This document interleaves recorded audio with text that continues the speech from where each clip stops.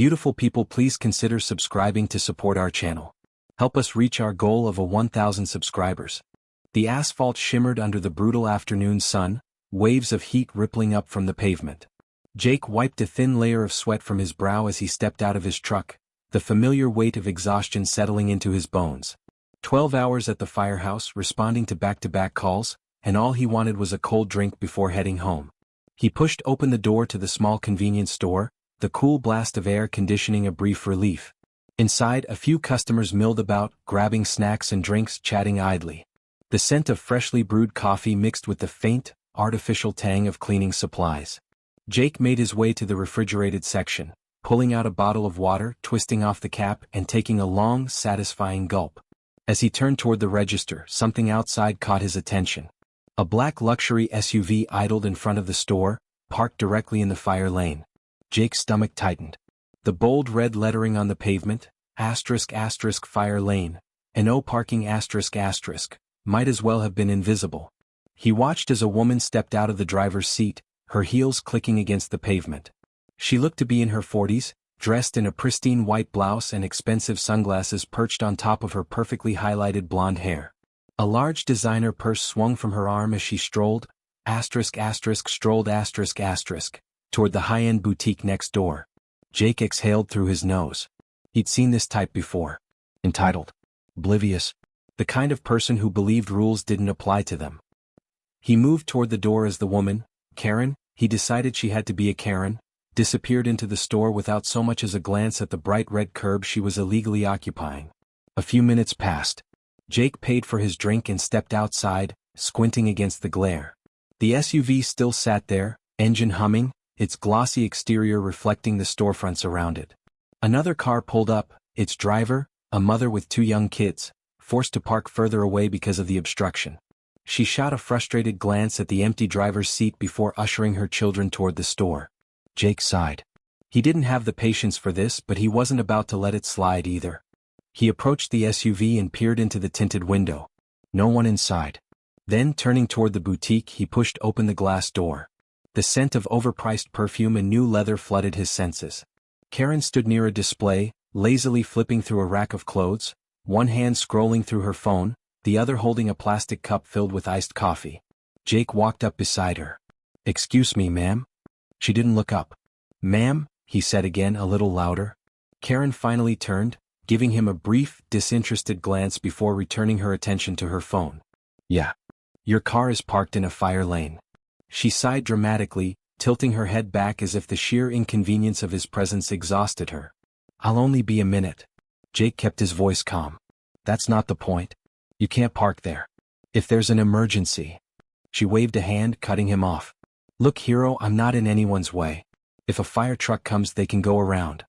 "That's not how it works." His jaw tightened. "That lane is there for a reason. Emergencies happen fast and seconds matter. You need to move your car." Karen let out a soft laugh, finally looking at him, really looking at him, for the first time. Her gaze flicked over his navy blue department-issued t-shirt, the faint outline of his fire station's emblem printed on the chest. "Oh, I see. You're one of those firefighter types, huh?" Jake didn't answer. She smirked. "Let me guess. You want to feel important? Give people little lectures so you can feel like a hero even when there's no actual fire." His fingers curled into a fist, but he kept his voice level. "Move your car." Karen took a slow sip of her iced coffee, ice clinking against plastic. "I'll be out when I'm ready." Jake exhaled through his nose, his patience hanging by a thread. He could escalate this, call a tow truck, get the cops involved, but he also knew people like her weren't reasonable. She'd waste time arguing, maybe even make a scene, all to avoid taking responsibility for something that should have been common sense. A few shoppers had turned their heads, sensing the tension. Karen, fully aware of the audience, gave him a pointed once-over before smiling sweetly. "Why don't you run along and save a kitten from a tree or something? I'll be out soon enough." Jake clenched his jaw. He turned without another word, pushing back out into the blistering heat. The SUV sat there like an immovable object, taunting him. Across the parking lot, the fire station's radio in his truck crackled to life. A call was coming in. And Karen? She still hadn't moved. Jake stalked back toward his truck, gripping his radio as the call came through. A possible electrical fire at a hardware store just down the strip mall. Smoke reported, uncertain if anyone was inside. His gut tightened. Fires in commercial buildings were unpredictable. Sometimes they fizzled out before becoming dangerous. Other times they spread fast, fueled by shelves of flammable materials. Either way, the crew would need immediate access. He spun on his heel, looking at Karen's SUV still parked arrogantly in the fire lane, a glossy blockade between the fire hydrant and the storefronts. A tight knot of frustration coiled in his chest. 2 fire trucks rounded the corner, sirens wailing, red lights flashing against the surrounding buildings. Pedestrians scattered, clearing a path. The trucks slowed as they approached, but there it was, her car, standing like an impassable wall where it had no right to be. The first truck came to a halt, its air brakes hissing. Jake saw Captain Harris lean forward in the driver's seat, expression darkening as he took in the situation. The latter truck pulled up behind, firefighters already preparing to deploy. Jake ran toward the engine, meeting the captain's sharp gaze through the open window. Hydrants blocked. Harris scanned the SUV, then glanced toward the boutique. Whose car? Jake didn't even have to answer. The boutique's glass door swung open and Karen sauntered out, clutching her bag, coffee cup still in hand, brows knitting together as if the presence of 2 massive fire trucks was a personal inconvenience. She barely spared them a glance before approaching her SUV. Unbelievable, she muttered, pressing a button on her key fob. The vehicle beeped. Jake stepped in front of her before she could reach the door. You had plenty of chances to move. Now you need to wait. She scoffed, flipping her hair over one shoulder. I need to wait? For what? You people can go around.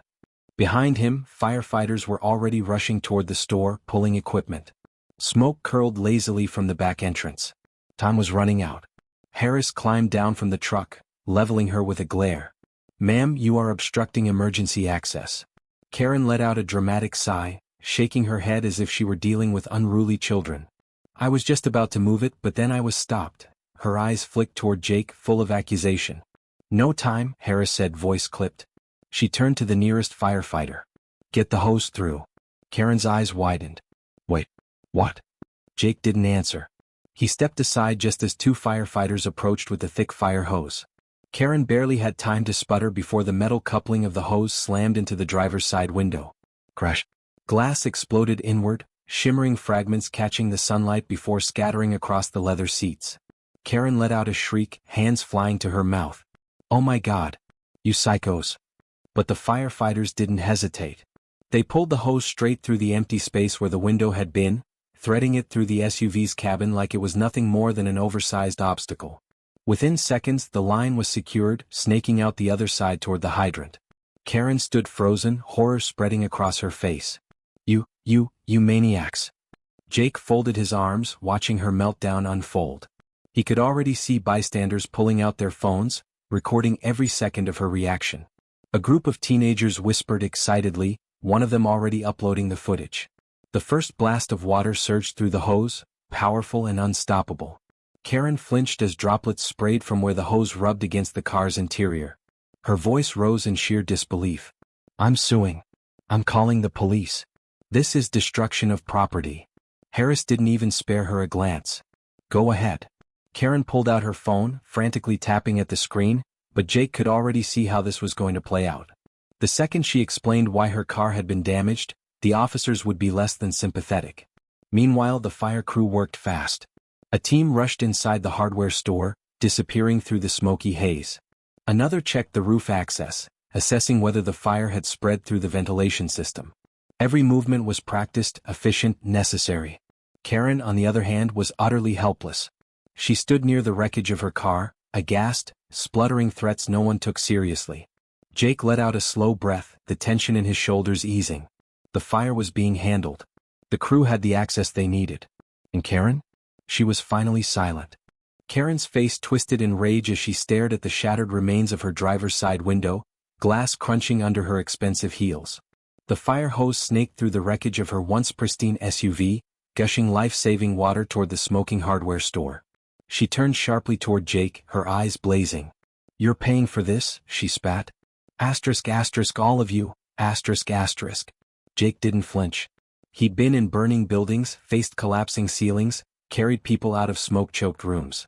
Karen's outrage barely registered on his scale of threats. Across the lot, the gathered crowd watched with rapt attention, phones still pointed in her direction. Some were whispering, others outright laughing. A teenager in a hoodie muttered, "This is going viral in 10 minutes." Karen seemed to notice the onlookers for the first time. Her chest heaved as she glanced around, her self-righteous fury shifting to something closer to panic. She whipped back to Jake. "This is illegal. You had no right to touch my car." Before Jake could respond, a new voice cut through the air. "Ma'am?" A police officer strode toward them, his expression unreadable behind his dark sunglasses. His uniform was crisp, his posture authoritative. "Officer Daniels," someone Jake knew well from previous emergency calls. Karen let out a breath of relief, spinning toward him like she'd just found salvation. "Finally. Arrest them." She jabbed a manicured finger toward Jake and the fire crew. "They destroyed my property. This is outrageous." Daniels didn't even blink. "Ma'am, is this your vehicle?" "You bet it is, and I." "You were parked in a fire lane," he cut in. His tone remained even, but there was a weight behind his words that made it clear he wasn't here to entertain her theatrics. She hesitated. "Well, yes, but that's a violation of city code," he continued, pulling out a notepad. "Not to mention you obstructed emergency personnel during an active fire response." Karen's lips parted. "Wait, what?" "That's a serious offense," Daniels said, flipping a page. "Fines start at $500, and under certain conditions your vehicle could be impounded." The color drained from her face. "Impounded? This is a luxury vehicle." Daniels didn't react. He just pulled out his ticket book and started writing. Karen's jaw trembled as she tried to regain control. "I was only in the store for a few minutes." "You were warned," Jake said simply, watching her unravel. Karen's mouth opened and closed, her arrogance crumbling under the weight of reality. "But..." Daniels tore the ticket from his book and handed it to her. "You can fight it in court if you want." Her fingers curled around the paper like it was a personal insult. She stared down at the bold violation stamped across the top, then at the shattered window of her SUV. The fight drained out of her, replaced by stunned disbelief. Jake turned away, glancing toward the hardware store. The smoke had thinned, the worst of the danger contained. His crew was wrapping up, rolling hoses, securing equipment. The job was done. Karen, however, stood frozen in place, humiliated, furious, and completely powerless. The moment was perfect. Karen's hands trembled as she stared at the violation notice, the fine amount glaring back at her like an insult she couldn't ignore. The fire lane, the smashed window, the hose still slithering through her luxury SUV, it all added up to a public humiliation she hadn't prepared for. Her perfect image, the one she had carefully curated with designer clothes, high-end accessories, and an air of superiority, was now shattered as thoroughly as her car window. Jake watched the realization settle in her expression. The slow, dawning horror that no one was on her side. Not the fire crew. Not the police. Not the growing crowd still recording every second of her downfall. One of the firefighters chuckled under his breath. "Hope she got the premium insurance package." Karen spun around, face red, nostrils flaring. Asterisk, asterisk, shut up. Asterisk, asterisk, she screeched, her voice cracking with desperation. "This isn't funny. This is what happens when you think the rules don't apply to you," Jake cut in, his voice calm but firm. She whipped her glare back to him, eyes burning with resentment. "You think you're some kind of hero?" she spat. "You think this is funny?" Jake shook his head. "Not funny. Just predictable." Her lips pressed into a thin, furious line. "I'll have your badge for this." Jake smirked. "I don't have a badge, Karen. I'm a firefighter." For the first time since the chaos began, she had no response. No snarky comeback, no entitled demand. Just raw, unfiltered rage with nowhere to go. The police officer cleared his throat. "Ma'am, if you're done causing a scene, I suggest you call a tow truck. The damage to your window means your vehicle isn't secure, and if you leave it here, it might actually get impounded." Karen let out a strangled noise somewhere between disbelief and fury. She gritted her teeth, fumbling with her phone, her fingers tapping aggressively against the screen. But she wasn't done yet. She wasn't going to let them win. With a sharp inhale, she turned her focus back to the crowd, to the sea of people still filming her. Her eyes darted between them, desperate for some kind of ally, some way to spin this in her favor. "You're all standing here like this is entertainment," she snapped. "Like I'm some joke to you." A voice rose from the back of the crowd. "You parked in a fire lane, lady?" Another chimed in. "Yeah, what did you expect?" A round of applause. Laughter rippled through the onlookers. Someone mimicked her earlier arrogance, throwing a mocking hand in the air. "I'll only be a minute." Karen's face burned as she clenched her fists, her control slipping with every second. She had lost. Utterly. Completely. Publicly. Asterisk. Jake took one last look at the fire trucks, at his team finishing up their work. The emergency was over. The fire was under control. And Karen, for all her bluster, was just another entitled footnote in a long list of people who thought they could bend the rules and get away with it. His job here was done. With a small shake of his head, he turned away, heading back toward the fire truck. He could still hear Karen's angry muttering behind him, still hear the low hum of amusement from the crowd, but none of it mattered anymore. As he climbed into the truck, Captain Harris shot him a look, one eyebrow raised. "Well," she said, smirking. "That was satisfying." Jake exhaled, rolling his shoulders. "More satisfying than it should have been." Harris chuckled, then knocked twice on the side of the truck. "All right, let's roll out." With a final hiss of the air brakes, the fire trucks rumbled to life, pulling away from the scene. As they drove off, Jake caught one last glimpse of Karen in the side mirror, standing amidst the shattered remains of her pride, gripping her ticket, alone. Justice served. Beautiful people, please consider subscribing to support our channel. Help us reach our goal of 1,000 subscribers.